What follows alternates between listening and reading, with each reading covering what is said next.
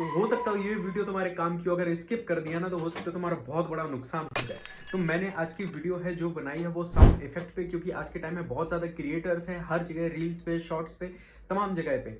तो मैंने ये बनाया है साउंड इफेक्ट के ऊपर वीडियो कि कैसे आप अपनी वीडियो के अंदर एक साउंड इफेक्ट यूज़ कर सकती हैं। फनी हो गया, कोई भी क्राइम सीन वगैरह हो गया, कैसा भी साउंड इफेक्ट हो गया। आजकल तमाम तरीके के साउंड इफेक्ट होते हैं, लेकिन इनको डाउनलोड करना आसान नहीं होता है। हमें अक्सर थर्ड पार्टी का ऐप का यूज़ करना पड़ता है, जिनकी वजह से हमारी जो मोबाइल की सिक्योरिटी रहती है उसके थोड़े से ना रिस्क रहते हैं। तो मैंने बताया आपको सिर्फ एक ही जगह से आपको एडिट करना है, वहीं से डाउनलोड हो जाएंगे आपके सारे के सारे साउंड इफेक्ट। तो मैंने बनाई इसके ऊपर एक फुल डिटेल वीडियो, जाके नीचे रिलेटेड वीडियो में क्लिक करो कि साउंड इफेक्ट कैसे यूज़ करें।